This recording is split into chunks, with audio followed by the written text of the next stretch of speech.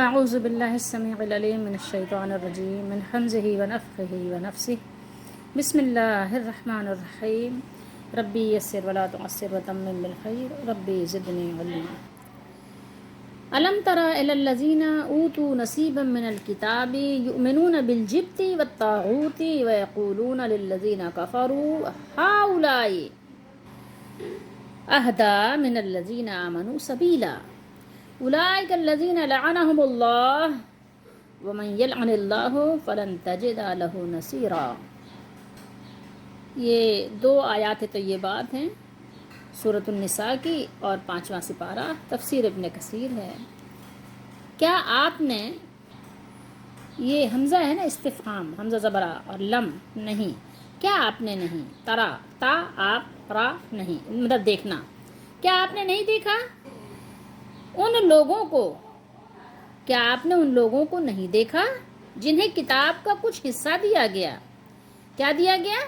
کتاب کا، اوت الکتابہ، اوتو نصیبم، حصہ، نصیبہ، ان کو کچھ حصہ دیا گیا، تو ان کا حال یہ ہے کہ یہ بریکٹ میں ہے کیونکہ کچھ چیزیں محذوف ہوتی ہیں، وہ بتوں اور شیطان پر ایمان رکھتے ہیں، تو وہ طاغوت پر، جبت اور طاغوت پر ایمان رکھتے ہیں، اور کیا کہتے کیا ہیں؟ وَيَقُولُونَ لِلَّذِينَ كَفَرُوا هَؤُلَاءِ، اور وہ کافروں کے بارے میں کہتے ہیں کہ یہ لوگ ایمان لانے والوں سے زیادہ ہدایت والے ہیں۔ ذرا آیات پر غور کیجئے گا، آیات بینات کیا بیان کر رہے ہیں، بین ہے نا، بالکل واضح ہیں۔ وہی لوگ ہیں جن پر اللہ نے لعنت کی، اور جس پر اللہ لعنت کرے تو اس کے لیے آپ قطعاً ہرگز نہیں، قطعاً یعنی ہرگز نہیں، کوئی مددگار نہیں پائیں گے۔ تجد لہ نصیرا، کوئی اس کے لیے نصیر نہیں ہوگا جس پر اللہ ہی لعنت کر دے۔ اس کی کون سفارش کرے گا، اس کی کون شفاعت کرے گا، اس کو کون بچائے گا، اور اس کو بچا بھی کون سکتا ہے، اس کے بارے میں بول بھی کون سکتا ہے، کہ جس دن کسی کو بولنے ہی کی اجازت نہیں ہوگی جب تک کہ رحمان کی طرف سے اذن نہ ہو۔ جنگ احد کے بعد یہود کے دو سرغنے کعب بن اشرف اور حی بن اخطب چند اور یہودیوں کے ساتھ مکہ شریف گئے تاکہ کفار کو مسلمانوں پر حملہ کرنے کے لیے ورغلائیں، اکسائیں۔ وہ تو ظاہر ہے ویسے ہی تھے بپھرے ہوئے، مزید جب کسی کی یعنی آپ سپورٹ مل جاتی ہے تو انسان ظاہر ہے اور مزید شیر بن جاتا ہے۔ تو حضرت ابو سفیان رضی اللہ تعالیٰ عنہ، جو اس وقت ظاہر ہے کہ مسلمانوں کی دشمنی میں پیش ہوا کرتے تھے، تو انہوں نے پوچھا کہ ہم تو ان پڑھ ہیں، ظاہر ہے کہ ہمارے پاس تو کوئی کتاب نہیں ہے اور ہم دین اسلام سے واقف بھی نہیں ہیں، ہمیں کچھ پتہ بھی نہیں ہے، تو انہوں نے اس لحاظ سے کہا کہ ہم تو ان پڑھ ہیں اور آپ لوگ اہل علم اور صاحب کتاب ہیں، ہمیں تو یہ بتاؤ کہ سیدھے راستے پر کون ہے، یعنی صحیح راستہ کس کا ہے، ہمارا یا محمد صلی اللہ علیہ وآلہ وسلم، تو تم ہمیں اس بات سے نہیں آگاہ کرو۔ تو وہ لوگ بجائے اس کے کہ ان کو معلوم تھا، اہل کتاب تھے، ان کے پاس کتاب کا علم تھا کہ آپ صلی اللہ علیہ وسلم اللہ کے سچے نبی ہیں، یہ جانتے ہوئے اور یہ بھی ان کو پتہ تھا کہ شرک جو ہے وہ انتہائی یعنی اللہ تعالیٰ کے دربار میں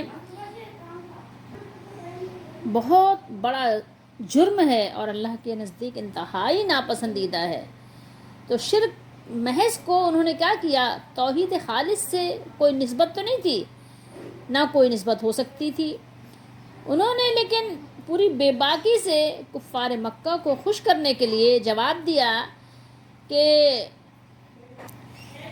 تم لوگ یعنی کفار مکہ زیادہ ہدایت پر ہو، تم لوگ زیادہ صحیح راستے پر ہو، جانتے بوجھتے ہوئے اتنا بڑا، اتنا سفید جھوٹ انہوں نے بول دیا۔ انہوں نے جب جھوٹ بولنے میں انہوں نے کسی قسم کی کوئی رعایت نہیں کی، کوئی حیا نہیں کی، کوئی تکلف نہیں کیا، ان کی اخلاقی پستی کا یہ حال تھا، ذرا آپ ملاحظہ فرمائیے۔ تو پھر کیا ہے کہ ایسوں پر کیا اللہ کی لعنت نہیں برسے گی تو کیا ہے، رحمت کے پھول تو نہیں برسیں گے؟ آپ خود بتائیے کہ آپ کے سامنے کوئی دیدہ دلیری کے ساتھ اس طرح کی جھوٹ اور جھوٹ بیانی اور جھوٹے پروپیگنڈے کرے تو آپ کیا کریں گے؟ اس کے ساتھ دوستی کریں گے؟ کبھی بھی نہیں کریں گے۔ اللہ تو رحمان و رحیم ہے، پھر بھی کھانے کو بھی دیتا ہے، پہننے کو بھی دیتا ہے، اور معیشت یعنی زندگی کے لیے ان کا ہر سامان مہیا کرتا ہے اور مہلت بھی دیتا ہے کہ اگر تائب ہونا چاہیں تو توبہ بھی کر لیں۔ اور حضرت ابن عباس رضی اللہ تعالیٰ عنہما سے روایت ہے کہ یہود کے سردار یہ دونوں جن کی بھی ہم نے بات کی ہے، ان لوگوں نے اپنے ساتھیوں سمیت بتوں کو سجدہ بھی کر لیا۔ کیوں کیا تھا سجدہ؟ سجدہ اس لیے کیا تھا کہ حضرت ابو سفیان رضی اللہ تعالیٰ عنہ جو اس وقت ایمان نہیں لائے تھے، تو انہوں نے ان لوگوں سے کہا تھا کہ تم لوگ کیا کرتے ہو، وعدہ خلافی کرتے ہو اور تم لوگوں کی باتوں پر ہمیں بھروسہ نہیں ہے، ٹھیک ہے، تم لوگ دھوکہ دینے والی قوم ہو۔ اگر تم واقعی اپنے قول میں سچے ہو کہ ہم صحیح دین پر ہیں، ہمارا راستہ، ہمارا طریقہ محمد صلی اللہ علیہ وآلہ وسلم اور آپ کے ساتھیوں سے زیادہ ہمارا طریقہ صحیح ہے، اور تم سچے ہو اپنے قول میں، تو ہمارے ان دو بتوں کو سجدہ کر لو، ٹھیک ہے۔ تو انہوں نے کیا کیا؟ انہوں نے قریش کو مطمئن کرنے کے لیے سجدہ بھی کر لیا۔ انہوں نے ایسا ہی کیا جیسا کہ ان سے کہا گیا تھا۔ اور اس کے بعد کعب نے قریش سے کہا کہ 30 آدمی تم میں سے اور 30 ہم میں سے سامنے آئیں تاکہ رب کعبہ کے ساتھ اس چیز کا عہد کریں کہ ہم سب مل کر محمد صلی اللہ علیہ وسلم کے خلاف جنگ کریں گے، نعوذ باللہ۔ اب آپ تصور کر سکتے ہیں کہ انسان جب پستی میں چلا جاتا ہے تو پھر وہ کس قدر گر جاتا ہے کہ اس کو اپنا عہدہ بھی یاد نہیں ہوتا کہ میرا پورٹ فولیو کیا ہے اور میں کیا کر رہا ہوں۔ ان حضرات کا جن کا ہم نے ذکر کیا، کعب بن اشرف جو یہودیوں کا ایک سرغنہ اور سردار تھا اور ممتاز عالم دین تھا، اور حی بن اخطب، آپ کو پتہ ہونا چاہیے کہ رسول اللہ صلی اللہ تعالیٰ علیہ وآلہ وسلم کے نکاح میں ان کی بیٹی تھی ایک حضرت صفیہ رضی اللہ تعالیٰ عنہ، بعد میں مطلب وہ نکاح میں آئی تھی، اور بہت بڑے یعنی حضرت صفیہ رضی اللہ تعالیٰ عنہ ایک بہت بڑے سردار کی، یہودیوں کے سردار کی بہت مطلب اس کی معزز خاتون تھیں۔ اور یہ خیبر میں جب خیبر فتح ہوا تھا تو یہ آئی تھیں قیدی بن کر، اور پھر رسول اللہ صلی اللہ علیہ وسلم نے ان سے نکاح کیا تھا۔ تو یہ حضرات جانتے بھی تھے، اپنی کتابوں میں پڑھا بھی تھا، اللہ نے خود بھی فرمایا کہ یہ آپ صلی اللہ علیہ وسلم کو ایسے پہچانتے جیسے اپنے بیٹوں کو پہچانتے ہیں۔ لیکن بس بات یہی ہے کہ اتنا بڑا عالم دین ہونے کے باوجود اللہ پر یقین بھی تھا، اس کا عقیدہ بھی تھا، اور اللہ کی ایک اکیلے اللہ کی عبادت بھی کرتا تھا، وہ خالص اللہ تعالیٰ کی عبادت کرتے تھے۔ لیکن جب اس کے دل و دماغ پر نفسانی خواہشات کا بھوت سوار ہوا تو اس نے مسلمانوں کے خلاف قریش سے کیا کیا؟ گٹھ جوڑ کر لیا، الحاق کر لیا، ٹھیک ہے۔ قریش مکہ نے اس کے ساتھ ملنے کی شرط لگائی کہ وہ ہمارے بتوں کے سامنے سجدہ کرے، اس نے اس کو بھی گوارا کر لیا، یعنی بتوں کے سامنے جھک بھی گیا، ٹھیک ہے، جس کو ہم نے ابھی آپ کو پڑھ کے سنایا۔ اور اپنے مذہب کے خلاف قریش کی شرط کو تو پورا کیا، لیکن اپنے مذہبی عقائد کو قائم رکھنے کے لیے ان سے علیحدگی اختیار کرنا گوارا نہیں کیا۔ تو قرآن مجید نے ایک دوسرے مقام پر اسی قوم کا واقعہ بلعم بن بعورہ کے بارے میں بیان کیا ہے۔ خیر بہرحال مجھے اور آپ کو یہ سبق لینا چاہیے کہ صرف کتاب کا محض علم حاصل کر لینا کچھ نفع بخش نہیں ہو سکتا جب تک کہ صحیح معنی میں اس پر عمل نہ ہو۔ کتاب و سنت پر جب تک عمل نہ ہو، محض دنیاوی نفع اور خواہشات کی پیروی سے آپ اجتناب نہ کرتے ہوں تو پھر وہ دن آ ہی جاتا ہے کہ انسان اپنی خواہشات کی بھیٹ چڑھ جاتا ہے اور پھر اس کو کوئی چیز بچا نہیں سکتی۔ آج کل بھی آپ غور کریں کہ کچھ لوگ ایسے آپ کو، کچھ کیا اکثر لوگ آپ کو ایسے ملیں گے، اللہ تعالی ہم سب کی حفاظت فرمائے۔ لعنت کسے کہتے ہیں؟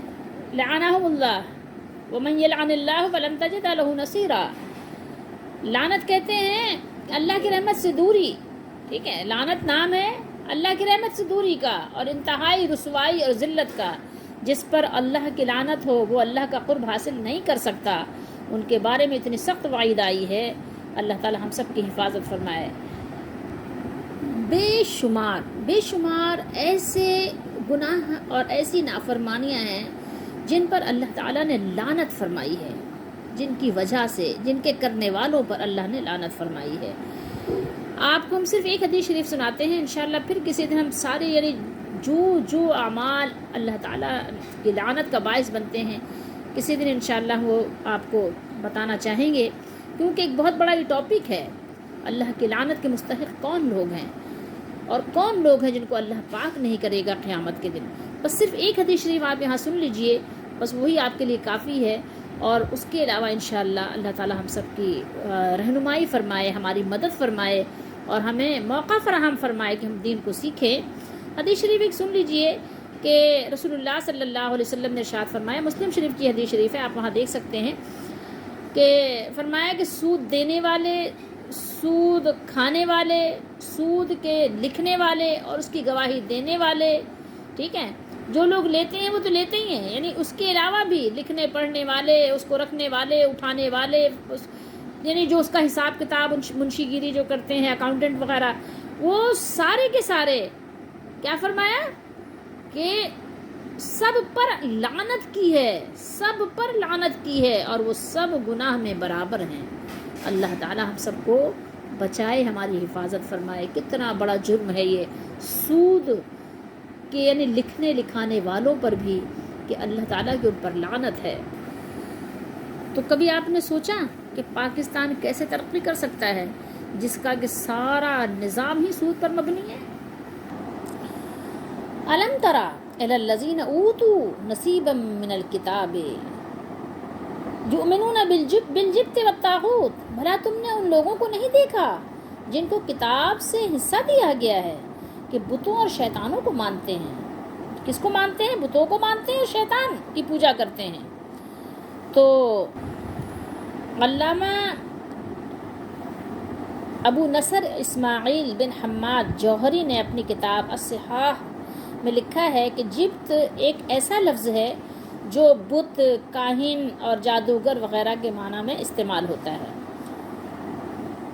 اور امام ابن ابو حاتم نے روایت کی بیان کی ہے کہ حضرت جابر بن عبداللہ رضی اللہ تعالی عنہما سے کہ طواغیت کے بارے میں پوچھا گیا تو انہوں نے فرمایا کہ ان سے مراد وہ کاہن ہیں جن پر شیطان اترتے ہیں. اور امام مجاہد فرماتے ہیں، امام مجاہد تابعی بزرگ ہیں، عبداللہ بن عباس رضی اللہ تعالیٰ عنہما کے شاگرد خاص ہیں، تو وہ فرماتے ہیں کہ طاغوت سے انسانی صورت میں کیا ہے؟ شیطان. طاغوت جو کیا ہے؟ انسانی صورت میں شیطان ہوتا ہے. شیطان وہ طاغوت ہے. اس کے علاوہ بھی ہم آپ کو بتاتے ہیں جو کہ ان کا حکمران ہوتا ہے، حاکم ہوتا ہے. کس کا؟ جو اس کی پیروی کرتے ہیں اور اس سے یہ اپنے فیصلے کراتے ہیں. آج ہمارے فیصلے کون کر رہے ہیں؟ یہ سب طاغوت ہیں، ہمارے فیصلے کرنے والے. ہم ان کو کبھی بھی اپنا اسلامی لیڈر نہیں کہہ سکتے. یہ سب طاغوت ہیں اور طاغوت کی جمع طواغیت ہے. اور امام مالک کیا فرماتے ہیں؟ ذرا آپ امام مالک کی بات سنیے. تفسیر ابن ابی حاتم میں امام مالک کا بیان ہے. وہ فرماتے ہیں، انس بن مالک بن انس وہ فرماتے ہیں کہ ہر وہ چیز جس کی اللہ تعالیٰ کے سوا پوجا کی جائے وہ سب طاغوت ہیں. کیا ہے وہ سب طاغوت ہیں جن کی اللہ کے سوا پوجا کی جائے. اور اگر آپ نے لا الہ الا اللہ کا کبھی معنی سمجھنے کی کوشش کی ہو، کبھی آپ نے سمجھا ہو کہ لا الہ الا اللہ کیا ہے، میں تو کوشش کرتی ہوں کہ سب کو لا الہ الا اللہ کا معنی بتا دوں. محمد رسول اللہ کا معنی سمجھ لو. آپ یہ دو صرف جو جملے ہیں جس کو ہم کلمہ کہتے ہیں، یہ دو کلمات ہیں، ان کے اگر آپ معنی سمجھ لینا تو بہت ساری خرافات سے آپ خود بخود بچ جاؤ گے. آپ لا الہ الا اللہ کیا پڑھتے ہو؟ لا الہ. آپ لا الہ پہلے کیا کہتے ہو؟ لا الہ. کوئی ہے نہیں نا، کوئی ہے نہیں. حاجت روا، مشکل کشا، داتا، دستگیر، کوئی نہیں ہے. لا الہ آپ کہتے ہیں، لا الہ. ٹھیک ہے، آپ نے ہر طرح کے طاغوت کا رد کر دیا اگر آپ نے اس کو سمجھ کر پڑھا ہے تو. اب سمجھا نہیں تو ظاہر ہے پھر آپ کی مرضی ہے، کیونکہ اکثر لوگ یہ کلمہ پڑھتے ہیں لیکن اس کا معنی نہیں سمجھتے. ہمارے پاس کوئی اس طرح کی اگر خواتین آتی ہیں تو میں ان سے ضرور جن کو سمجھتی ہوں کہ نہیں برا مانیں گی تو میں وہ ان کا پورٹ فولیو کچھ بھی ہو، میری کوشش ہوتی ہے کہ انفرادی طور پر بھی ان کو میں سمجھاؤں، بتاؤں کہ لا الہ الا اللہ کیا ہے. تو بہت سی خواتین سے میں نے کلمہ سنا، میں نے کہا کہ سمانا مجھے سنائیے. انہوں نے کہا مجھے پتہ ہی نہیں ہے. ظاہر ہے وہ ایسے گھرانے سے ان کا تعلق بھی تھا، خیر میں اس پر نہیں کہ، لیکن انہوں نے کہا میں نہیں پتہ کہ کیا ہے لا الہ الا اللہ. بس ہم لا الہ الا اللہ پڑھتے ہیں، مسلمان ہیں، لیکن اس کا معنی نہیں پتہ. پتہ ہے ہمارے یہاں سب اللہ بھی پڑھ ڈالتے ہیں لیکن وہ قریش مکہ عرب کے لوگ ایک دفعہ پڑھنے کو تیار نہیں تھے، کیوں؟ اس کو مارا جانتے تھے. ہمارا جانتے ہی نہیں ہے، بس لا الہ الا اللہ کا سمجھتے ہیں کہ کہہ لیا مسلمان ہیں، بس ہماری ڈگری پکی ہے، جنت میں ہمارا گھر بن چکا ہے. تو لا الہ آپ جب پڑھتے ہیں تو اس کے دو پارٹ ہیں. پہلے آپ کہتے ہیں کوئی بھی ہر طاغوت کی آپ نفی کر دیتے ہیں، پھر جب آپ الا اللہ کہتے ہیں، الا اللہ، تو پھر آپ کہتے ہیں نہیں، ایک مالک ہے ہمارا جس نے ہمیں پیدا کیا، وہ مالک بھی ہے، خالق بھی ہے، رازق بھی ہے، داتا بھی ہے، دستگیر بھی ہے، مشکل کشا بھی ہے، حاجت روا بھی ہے، بگڑی بنانے والا بھی ہے، حاجات کو بر لانے والا بھی ہے، مشکلات کو حل کرنے والا بھی ہے، تکالیف کو دور کرنے والا بھی وہی ہے، اور مصیبتوں کا ٹالنے والا بھی وہی ہے، روزی دینے والا بھی وہی ہے، زندگی اور صحت عطا کرنے والا بھی وہی ہے. تو یہ کانسیپٹ کب کلیئر ہوگا آپ کا؟ جب آپ اس کو سمجھنے کی کوشش کریں گے. تو یاد رکھنے کی چیز یہ ہے کہ صرف آپ نے اللہ کو مانا یہ کافی نہیں ہے جب تک کہ آپ نے طاغوت کا رد نہیں کیا. اللہ تعالیٰ کو ماننے کے ساتھ ساتھ آپ کو طاغوت کا رد کرنا بھی ضروری ہے، اور طواغیت کو پہچاننا بھی ضروری ہے. ہر زمانے کی جو طواغیت ہیں وہ الگ الگ ہیں. کچھ آپ کو بڑے بڑے پگڑ باندھے ہوئے بھی طاغوت نظر آئیں گے، کچھ آپ کو عدالتوں میں بیٹھے ہوئے بھی طاغوت نظر آئیں گے. تو آپ کو طاغوت کا پہچاننا، طواغیت کا پہچاننا بھی ضروری ہے. جب تک آپ اس کو پہچانیں گے نہیں، اس کا رد کیسے کریں گے؟ اس سے نفرت کیسے کریں گے؟ ٹھیک ہے آپ اس کے ساتھ بغاوت تو نہیں کریں، اس لیے کہ ظاہر فساد تو نہیں پھیلانا. اس سے کیا ہوگا؟ زمین میں فساد برپا ہوگا، خون ریزی ہوگی. اس سے یہ آپ نے کرنا نہیں ہے.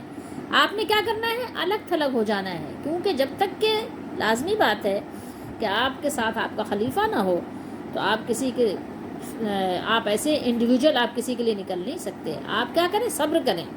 جیسے کہ مکے کے مسلمانوں نے کیا تھا، انہوں نے کیا کیا تھا؟ طواغیت کے خلاف صبر کیا تھا. تو آپ نے بھی صبر کرنا ہے، اور صبر سے انتظار کرنا ہے، بیٹھے رہنا ہے، اللہ سے دعا کرنا ہے. لیکن ایک ان کا ساتھ نہیں دینا، ان کی سپورٹ نہیں کرنی کسی بھی صورت میں. اگر آپ نے ان کی سپورٹ کی تو آپ بھی انہی کے ساتھ ہی ہیں. تو اس لیے قرآن و حدیث کی روشنی میں طاغوت کا پہچاننا بہت ضروری ہے کہ ہمارے درمیان کون کون سے شیطان ہیں. یہ حقیقت کے الفت میں قدم رکھنا ہے. لوگ آسان سمجھتے ہیں مسلمان ہونا. چوں بدانم مسلمانم بلرزم کے دانم مشکلات لا الہ را. جب میں یہ کہتا ہوں کہ میں مسلمان ہوں تو میں لرز جاتا ہوں. شاعر مشرق فرماتے ہیں میں لرز جاتا ہوں کہ میں جانتا ہوں کہ اپنے آپ، جب آپ اپنے آپ کو مسلمان پیش کرتے ہیں، بطور مسلمان اپنے آپ کو آپ یہ باور کراتے ہیں، قوم کو بتاتے ہیں کہ میں مسلمان ہوں، تو پھر میرا جسم جو ہے اس کا رواں رواں کانپ جاتا ہے کہ کیا مسلمان ایسے ہوتے ہیں؟ کانپ جاتا ہے میرا ہر رواں جسم کا کہ میں مسلمان ہوں. تو ہماری ذمہ داریاں بھی تو ہیں، اور ان ذمہ داریوں سے نابلد ہوں، ناواقف ہوں، اور ہاتھ پہ ہاتھ دھرے منتظر فردا ہوں، بیٹھا ہوا ہوں ہاتھ پہ ہاتھ دھرے. اللہ کے نبی صلی اللہ علیہ وسلم نے فرمایا جب فرقے بن جائیں اور لوگ فرقوں میں بٹ جائیں، فرقوں کے نام پر مسجدیں بن جائیں، پھر آپ نے کیا کرنا ہے؟ آپ نے سب سے الگ تھلگ ہو جانا ہے. پھر آپ نے کسی کے ساتھ نہیں دینا ہے. پھر ایمان بچانے کے لیے یا تو گھروں میں قید ہو جاؤ، یا تو بکریاں لو پہاڑوں پہ نکل جاؤ. تو وہ کون سا زمانہ ہے جس کے لیے فرمایا گیا ہے؟ کبھی آپ نے اس زمانے کے بارے میں غور کیا؟ وہ زمانہ ہے کہ جب خلیفہ کوئی نہ ہو اور جب فرقے بن جائیں. تو آج آپ دیکھیے نا کہ کیا ہے ہمارا اور آپ کا حال، کس حال میں ہے. پھر لوگوں کو اپنے طور پر نصیحت کیجیے، اپنے طور پر لوگوں کو پھر دین کی طرف بلائیے. چلیے آپ کو ہم پھر یہ بتا دیتے ہیں جو اللہ نے یہاں بیان کیا بالجبت. ٹھیک ہے، طاغوت کا تو ہم نے آپ کو کافی حد تک بتایا کہ طاغوت ہر وہ چیز ہے جس کے بارے میں فرمایا نا مالک بن انس نے کہ اللہ کے سوا جس سے بھی آپ امید لگاتے ہیں وہ طاغوت ہے. ٹھیک ہے، قرآن و سنت کے علاوہ جو بھی فیصلے آپ کرتے ہیں، کرواتے ہیں، وہ سب طاغوتی نظام کے فیصلے ہیں. ٹھیک ہے. اور جبت کیا چیز ہے؟ حدیث شریف میں ہے کہ پرندوں کو اڑا کر شگون لینا اور زمین پر لکیریں کھینچ کر فال گیری کرنا، یہ سب کچھ جبت میں شامل ہے.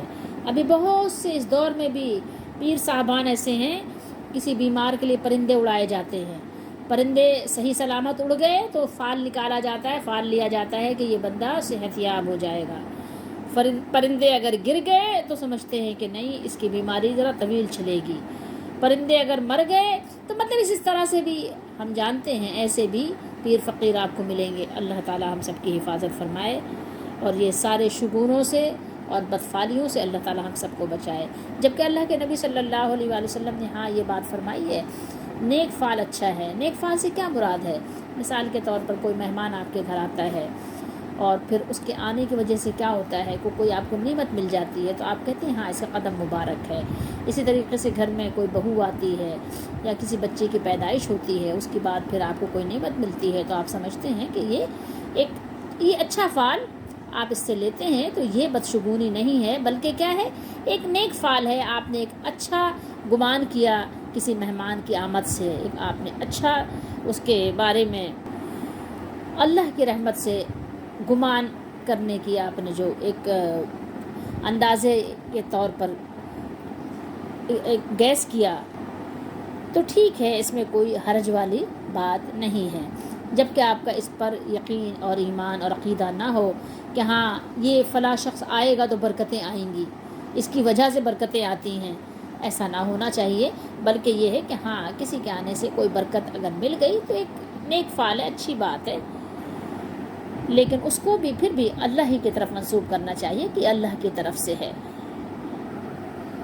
دنیا میں آپ جتنی بھی محنت کر کے دنیا کو جمع کر لیں لیکن بہرحال اسے چھوڑ جانا ہے.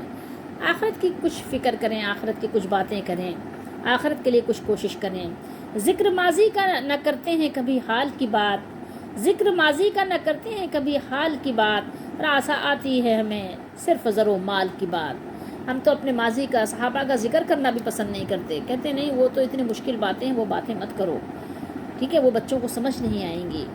وہ جو کی روٹی کھاتے تھے یہ مت بتاؤ بھائی, وہ بتاؤ بچوں کو کہ وہ جو کھاتے تھے, اگر وہ جو کے بیچنا آٹا روٹی کھا لیتے تھے تو کس لیے؟ کیونکہ اللہ پر یقین تھا, جنت کی امید تھی ان کو. تو کیا ہم اپنی زندگی سادہ بھی نہیں کر سکتے؟ کیا ہم اپنے آپ کو کفر و شرک سے دور بھی نہیں کر سکتے؟